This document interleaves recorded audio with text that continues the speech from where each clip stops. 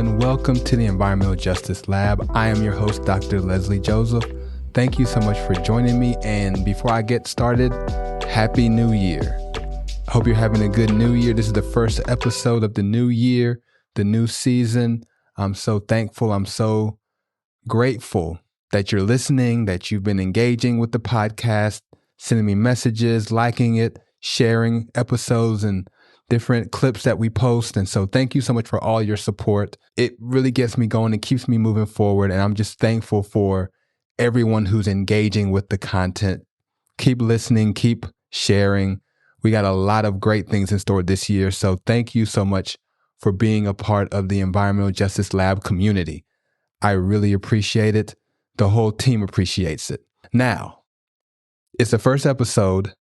And what I realized over the break when I was thinking about what to do when we came back from the new year was that we haven't actually spent enough time, or any time really, talking about the foundations of environmental justice, right?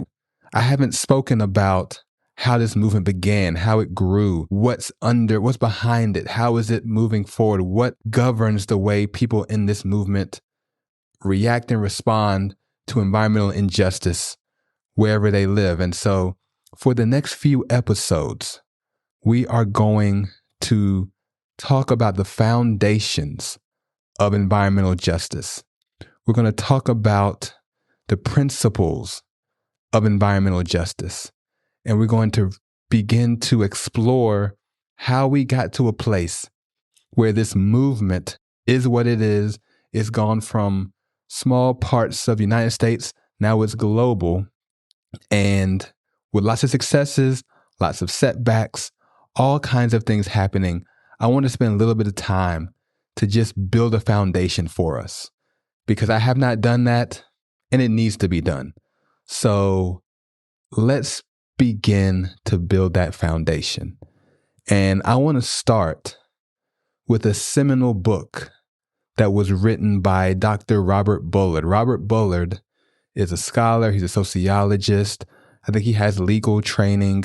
He has a plethora of skills and abilities that he has brought into what we now call the environmental justice movement. And it began, as far as I can tell, back in the 1970s, when he was a professor at Texas Southern University. He did a study of the location of landfills in Houston, Texas, because he wanted to know if there was any correlation between the race of the host communities and the locations of these landfills. And so he did it. He looked through the data. He went through everything and he published a study. And what he found was that the vast majority of landfills were sited in predominantly Black communities all across Houston, Texas. And he put his findings and his work into a book. The book is called Dumping in Dixie. Dumping in Dixie. It is a tremendous book. It's a book that you must read if you want to know anything about the environmental justice movement. So I recommend it, highly recommend that you read this book, Dumping in Dixie. Go to the library, order it somewhere, find it in your local bookstore. It is that important. You need to read this book. This is back in the 70s. And so that study, that book, it comes out. And so in the academic kind of scholarly space, we're beginning to see this movement kind of form and these types of understandings take shape. But the national kind of public facing aspects of the movement don't really get going until around 1982. In 1982, in Warren County, North Carolina, there were proposals to build and site a hazardous waste landfill in a predominantly Black portion of this county. And this was going to be a very hazardous waste landfill. It's going to have PCBs, polychlorinated biphenyls. It's a very toxic carcinogen. And they were going to build this landfill right there. And so when the word started getting out, this was happening, all the leadership in this predominantly Black neighborhood came out to fight against it. Civil rights leaders came out to fight against it. Clergy, pastors, and priests came out to fight against it. Community leaders, they did not want this landfill in this community. They knew it was going to be toxic. They knew it was going to be harmful. And they said, no, we don't want it. They began to march.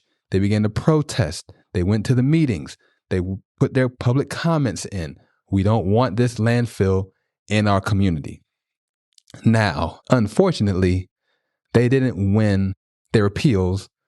And I believe the landfill was built there, but they may have lost the battle, but they won the war because now the world, the nation saw this environmental injustice in real time. And many believe that that public show of opposition to this landfill is what sparked the environmental justice movement.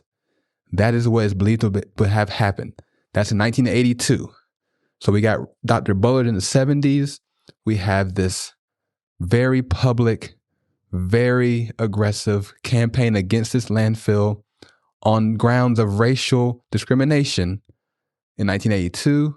And then there's a landmark report commissioned by the United Church of Christ in conjunction with the Commission for Civil Rights called Toxic Waste and Race.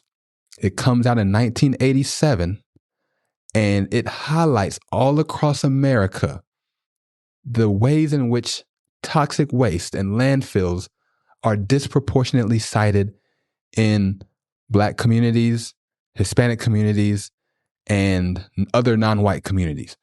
Long report, very thorough, very detailed, and they find in that report that race is the number one indicator of where a landfill would be sited, which at the time was revolutionary because the understanding was always that we put these landfills in places where people are poor.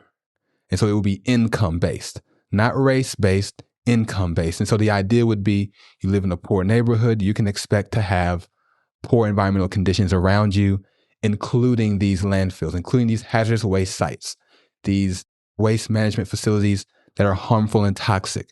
And so once you begin to get a little more financial stability, a little more wealth, you can move out of these poor neighborhoods and avoid these environmental harms. Well, this report would say otherwise. This report would say, no, actually, it's race. So it doesn't really matter what the income is. If the neighborhood is predominantly Black, if it's predominantly Hispanic, if it's predominantly indigenous, there's a much higher likelihood that you will have toxic waste sites in those areas. That's what the report said.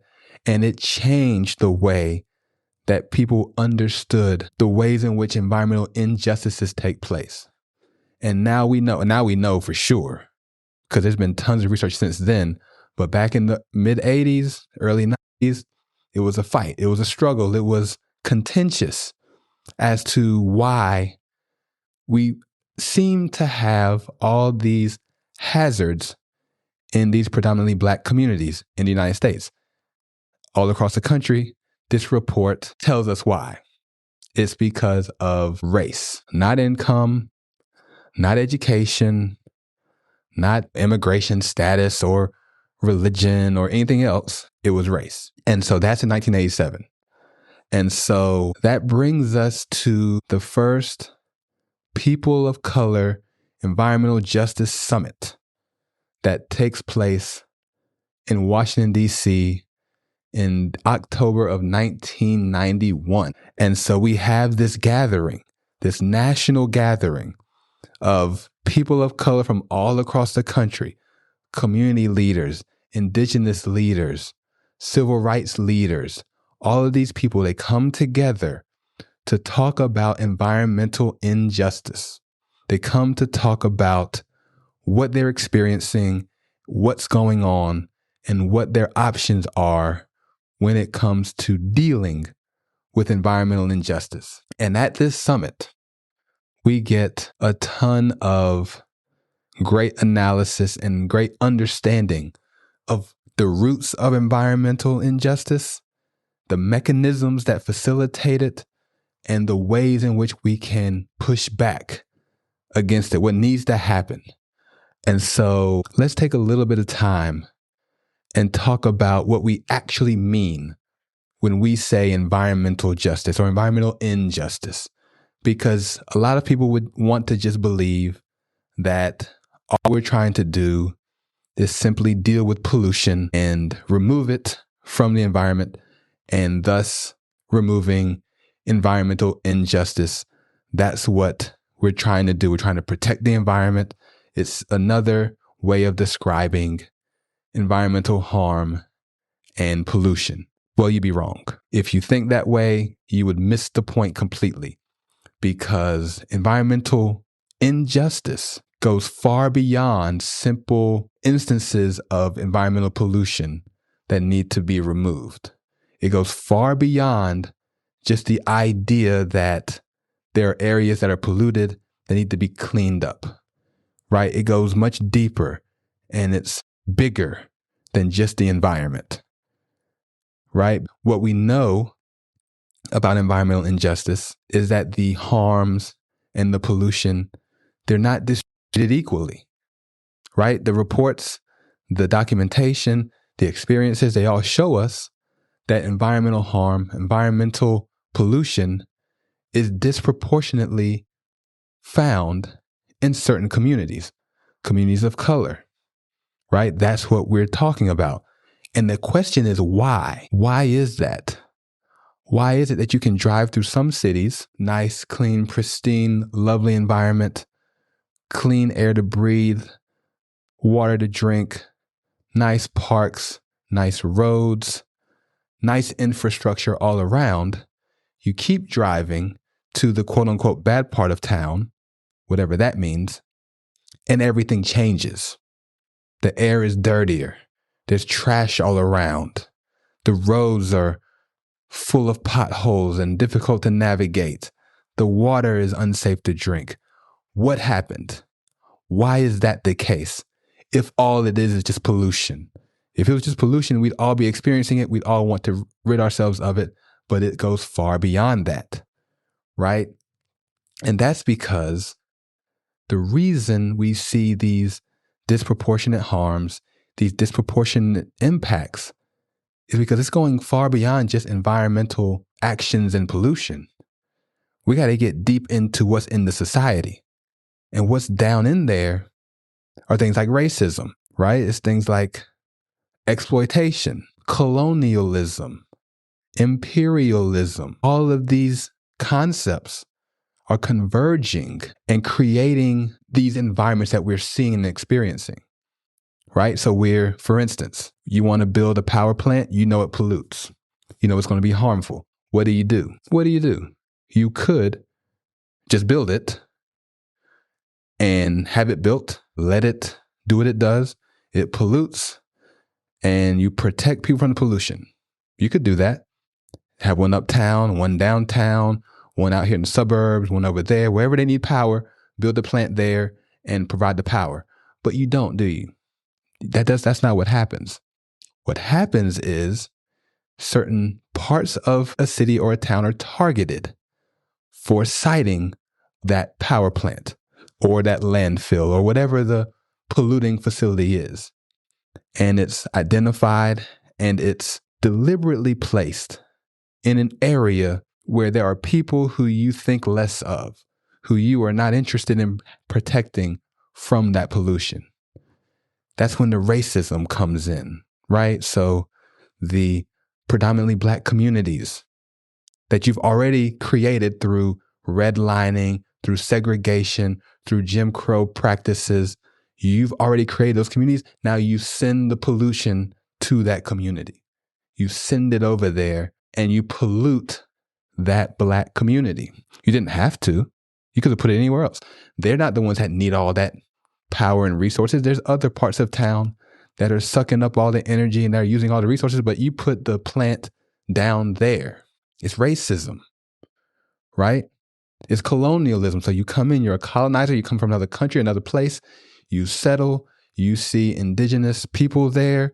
with their resources, with their way of life, and you disrupt it, you dismantle it, and you put your facilities in their communities, pollute their water, pollute their air, destroy their land, all in the name of expansion, of taking over, and of obtaining for yourself resources while polluting in those areas. Colonialism, you're colonizing in a way that's harming and destroying these native lands, these native communities.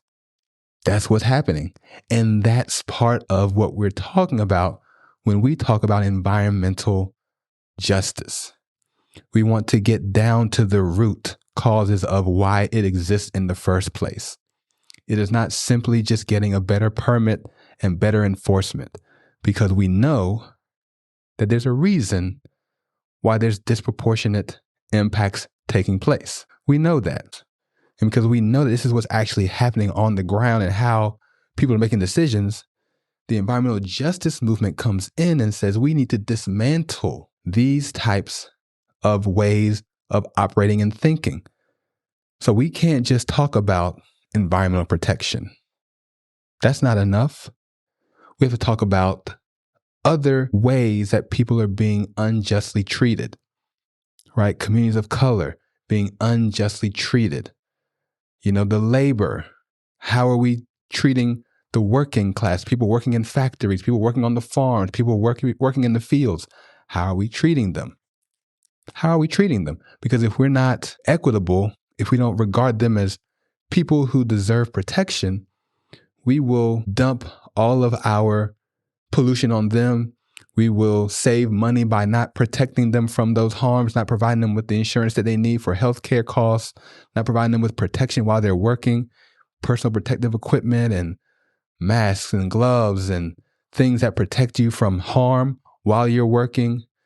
We won't do any of that because we don't believe that you're worth it, because of our way of thinking, because of the desire to make profit over everything else that a society would find valuable. That's what's happening. And so now the environmental justice movement steps in and says, you know what? We see the environmental harms. We see the disproportionate impacts of them.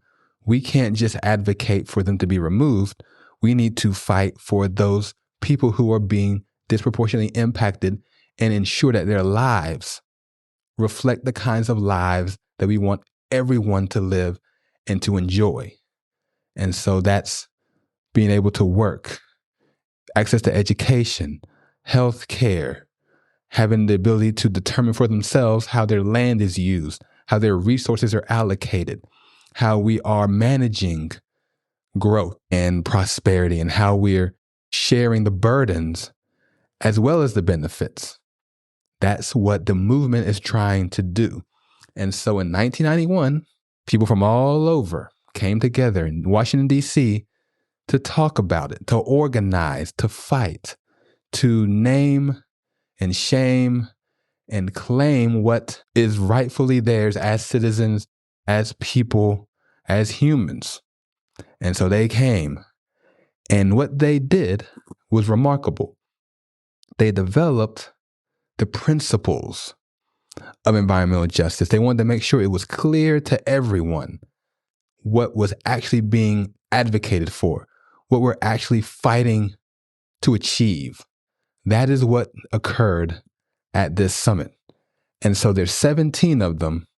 And my hope is, as we go through the first part of this year, we'll talk about all 17 of them.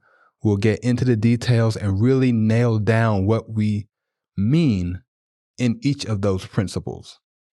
It's going to take a while, but it'll definitely be worth it. It's definitely something we need to be able to understand and engage as we talk about environmental justice. On the podcast, wherever you go, this is what is being fought for. And so I'm not going to read them all now. That would take a long time. I'm going to give a brief overview of what they are. There'll be notes in the description and links to them. And then we're going to talk about each one along the way. All 17 of them, because they're all important. They're all meaningful, and they all contribute to our full understanding and our foundational understanding of what environmental justice is. And so here's some of the basic themes just to get you thinking, just to get your mind wrapped around this environmental justice thing we've been talking about for so long. So think about it. So the first set of principles talk about the earth itself and not just protecting it, not just keeping pollution out of it, but its importance and its value and our connection to it, right? We can't live apart from our environment. We rely on it to survive and to thrive. We need the air to be clean so we can breathe it and live. We need the water to be clean so we can drink it and live. We need land to help us produce, right? Food for us to be able to engage our environment, to get peace and tranquility and to enjoy all that the earth has to offer, as well as protecting it for the future and to understand its true intrinsic value. Because there's value in the forests and the trees and the green spaces and the animals and the plants and the fish and everything has value. You know, if you don't remember, I'm a Christian. I believe that God created the heavens and the earth. And because he created them and gave them life, they are valuable just because of that. They have value because of who created it. And you might not be a Christian like me, that's fine. But you have to know that there is tremendous, deep, spiritual, relational value in the earth. And the environmental justice principles highlight that, talk about that. It's all a part of what it means to be connected and to fight for justice. It begins with the earth. We have to protect it. And because of that, the next kind of big theme is, being free from any environmental harm. People who live here, the people who travel, whatever they're doing, they shouldn't have to be subjected to all this pollution, to all of these issues that come from these facilities that would degrade the quality of our environment. That shouldn't be the case, right? We are all entitled to water that's clean. We're all entitled to air that's breathable. We're all entitled to soil that's not contaminated, right? We should have all these things. They are fundamental human rights. They're not privileges. They're not just available to those who can afford to live in certain parts of town. It's something that we should all have. We should all be able to live in a world that is free from these environmental harms, this environmental pollution. We shouldn't have to deal with this. We should get protection from them. We should be protected from any harm and pollution, right? And so those kind of initial themes kind of frame our discussion around the earth and the environment. Then you got to go deeper, right? Deeper into the lived experiences of the people who are experiencing this harm, who are disproportionately impacted by this environmental pollution.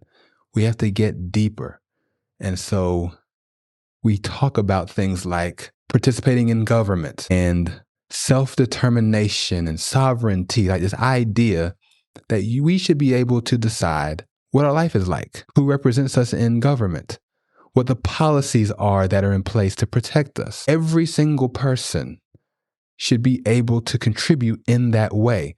We shouldn't have any groups disenfranchised. We shouldn't have any groups marginalized in such a way that they can't contribute to the discussion, to the policy making, to the decision making that affects them directly. We should all have access to that. And so in places where you're represented by people who you didn't vote for because you weren't allowed to vote, or you live in a jurisdiction where it's overseen by unelected managers and bureaucrats and executives, that is not something that we would want to promote or even allow as we move toward justice, because we need representation for everyone.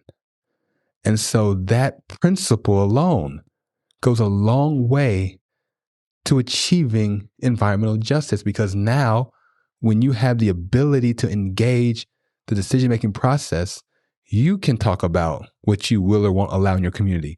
You can elect people who will do the will of the people that live around you, people who are involved with what you're involved in, who are fighting for certain changes to take place.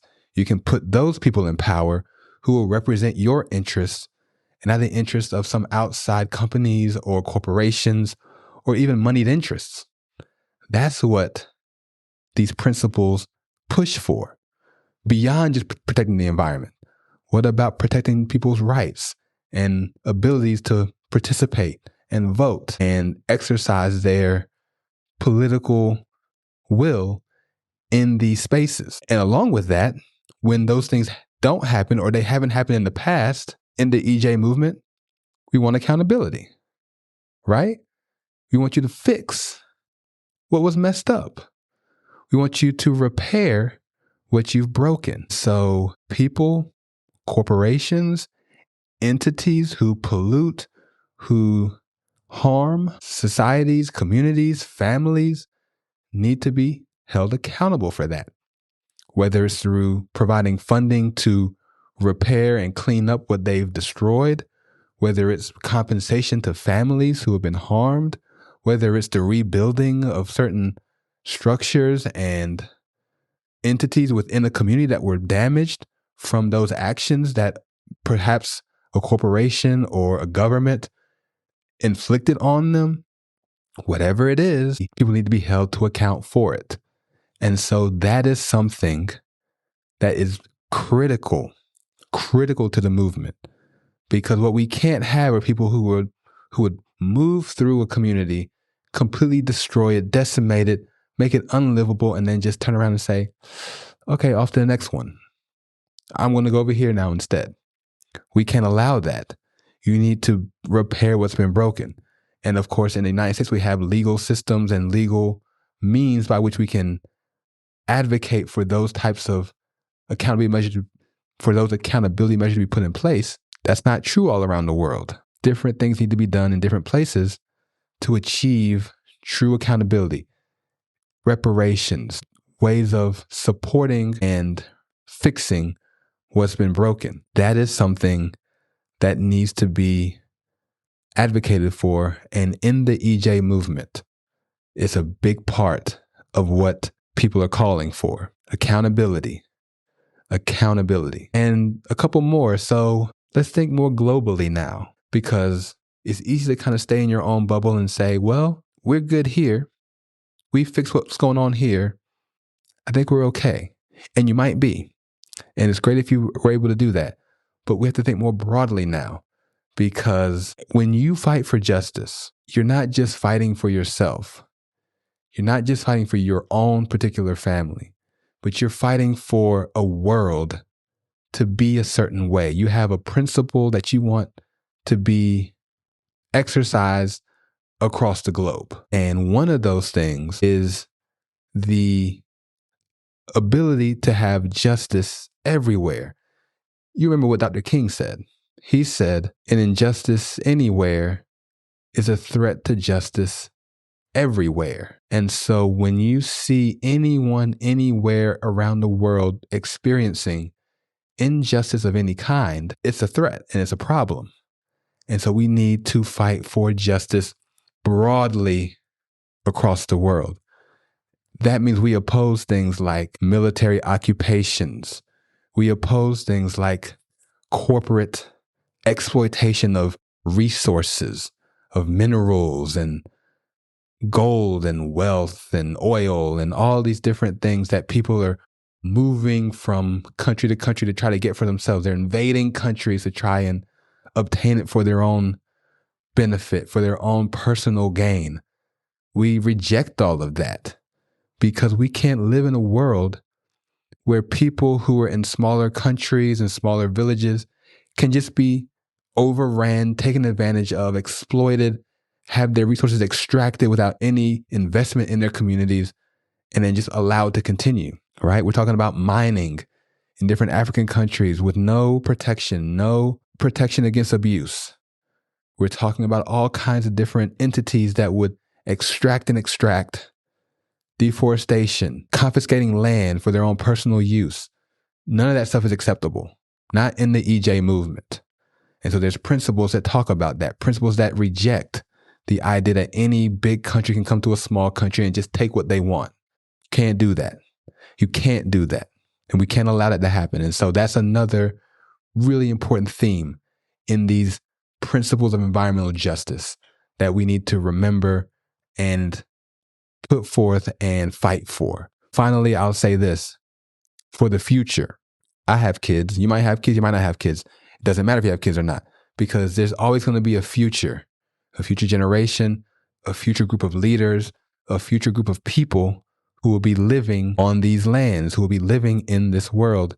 And we need to do the things that we can to protect the environment for them.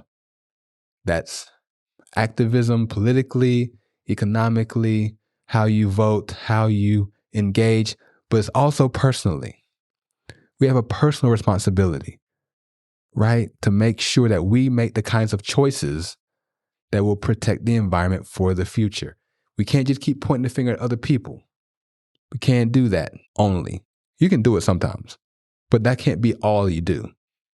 You know, there's been a lot of discussion about environmental activists like Al Gore, right? He goes to conferences to speak about environmental protection on his private plane, right? People who are traveling to do environmental conferences on their big boats while talking about protecting the environment. We need to make better choices. How do we eat? How do we spend our money? How do we manage the waste in our homes? How do we manage the things that we have control over to set an example and to work towards protecting the future environment? It goes beyond recycling. It goes beyond turning lights off in your room. Do those things too. But what are you eating? What are you drinking? Are you using and reusing? Or are you using and abusing? That's the question we have to think about. And so these are just some of the themes, right, that undergird this idea of environmental justice. I just want you to know it goes far beyond just protecting the environment.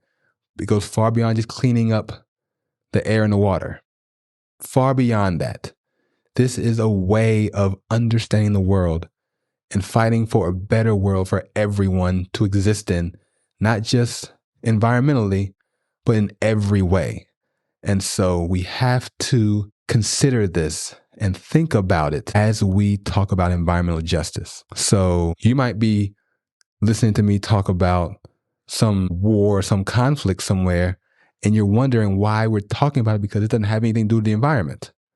Well, these principles would require me and require us to think about those things through this lens of environmental justice. And we can't just ignore what's happening in the world and only focus on the environmental harms that we see, because those harms are a symptom of a bigger problem, of a bigger issue. And we have to engage those issues and fight against those issues in order to have a world full of environmental justice. And so as we move forward, one by one, I'm going to be walking through these principles of environmental justice. We're going to talk about how they show up.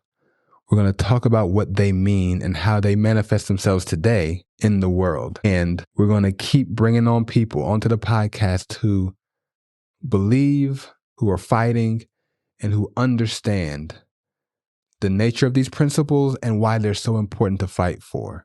And so I hope you stay tuned. I hope you listen. I hope you share these episodes. I hope you enjoy the content, because we are going to go deep into these foundations of environmental justice, starting with these principles and then moving forward as we continue to fight for justice here and abroad. So until then, thank you for listening to this episode of the Environmental Justice Podcast, where we are for the people and the planet. We'll see you next time.